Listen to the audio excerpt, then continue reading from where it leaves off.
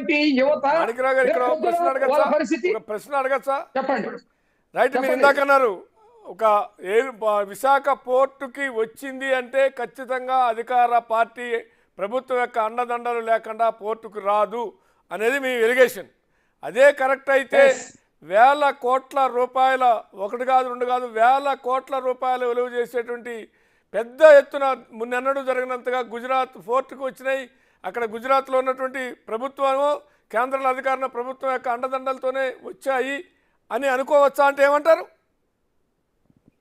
నేను ఖచ్చితంగా అంటానండి, ఏ రాష్ట్రంలోకైనా వస్తుందంటే కేంద్ర నిఘా సంస్థలు చేసే పని ఖచ్చితంగా చేయాల్సిందే. అది కేంద్రం ఒక మన రాష్ట్రం కాకపోతే అటు నుంచి చూస్తే ఇది కూడా కేంద్రం లెక్కలోనే ఉంటుందా? అది ఒక రాష్ట్రం, గుజరాత్ రాష్ట్రం.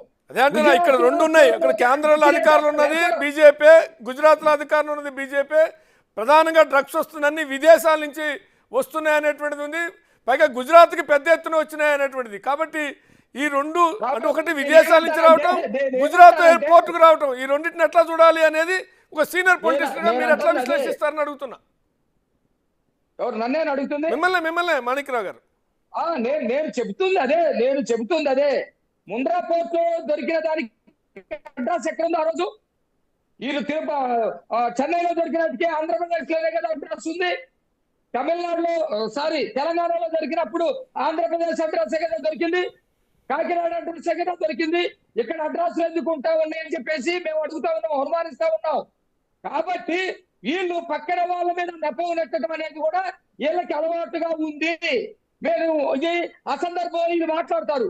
ఎప్పుడైతే వివేకానంద రెడ్డి హత్య జరిగిందో వీళ్ళ పేపర్లో వచ్చింది, చంద్రబాబు నాయుడు గారు చంపారని చేతిలో కత్తి పెట్టి పక్కకి నెట్టేటువంటి ప్రయత్నం.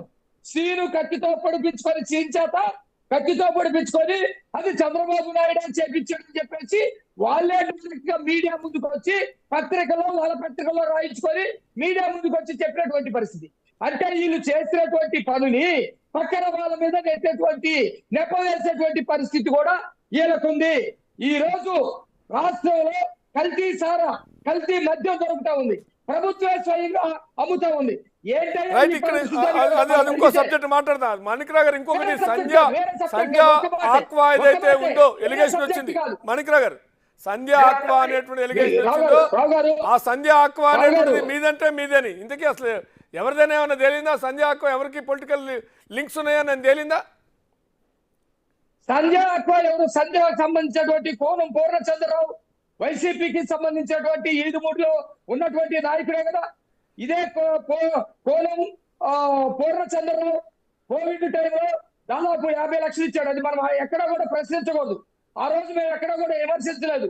రాష్ట్రానికి సంబంధించి రాష్ట్రం కష్టకాలంలో ఉన్నప్పుడు దాతలు ఎవరైనా డబ్బులు ఇవ్వచ్చు. నేను ఇప్పుడు కూడా ఈ డిబేట్ లో కూడా చెప్తా ఉన్నా, చాలా స్పష్టంగా ఇవ్వచ్చు. ఆ రోజు 50 లక్షలు ఇచ్చిందని కూడా ఎవరు తప్పు పట్టలేదు. అది రాష్ట్ర ప్రజల ఆరోగ్యానికి ఉపయోగపడినటువంటి విషయం. అయితే ఈ రోజు ఎవరైతే 50 లక్షలు ఇచ్చాడో ఆ వ్యక్తి ఈ రోజు దానికి సంబంధించినటువంటి సంధ్య ఆక్వాఫీల్డ్ సంబంధించినటువంటి వ్యక్తి. కాబట్టి ఇవన్నీ కూడా వీళ్ళ ఆధ్వర్యంలో జరుగుతుంది అనే అనుమానాలు వస్తా ఉన్నాయి. ప్రజలకు సంబంధించినటువంటి అధ్యక్షుడు